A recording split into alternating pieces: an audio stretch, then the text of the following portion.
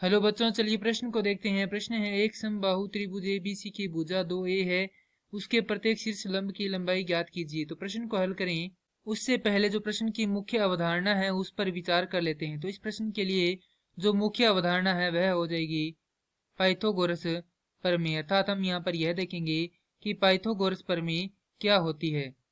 तो पाइथागोरस प्रमेय किसी समकोण त्रिभुज के कर्ण भुजा का वर्ग शेष दो भुजाओं के वर्गों के योग के बराबर होता है, अर्थात कर्ण का वर्ग बराबर आधार का वर्ग योग लंब का वर्ग।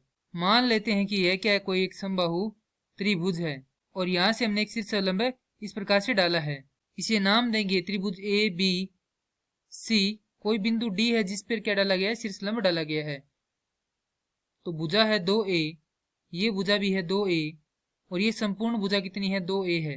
परंतु जैसा कि हम जानते हैं कि जो समबाहु त्रिभुज है उसका प्रत्येक शीर्ष लंब क्या करता है, उसकी सम्मुख भुजा को अर्थात जिस भुजा पर शीर्ष लंब डाला जाता है उसे दो बराबर भागों में बांटता है। तो ये कितनी हो जाएगी, a हो जाएगी और ये भी कितनी हो जाएगी, a हो जाएगी। चूंकि AD क्या है, शीर्ष लंब है, तो ये कोण कितने डिग्री का होगा, 90 डिग्री का होगा। और हम जानते हैं कि समकोण की सम्मुख भुजा क्या होती है, कर्ण होती है।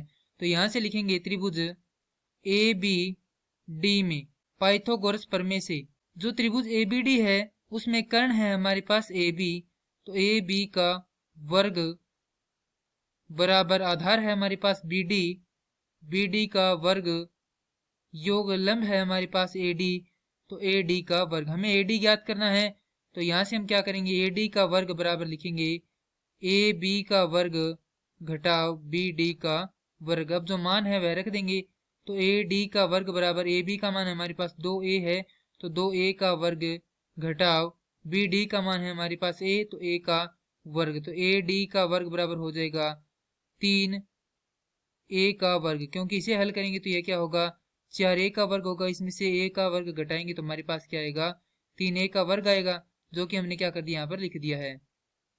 उसके बाद दोनों तरफ क्या कर देते हैं, वर्गमूल कर देते हैं, तो हमारे पास आएगा AD बराबर a वर्गमूल 3 या वर्गमूल 3a।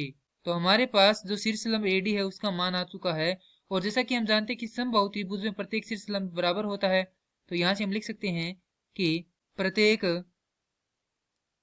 शीर्ष लंब की लंबाई बराबर a वर्गमूल 3 इकाई है।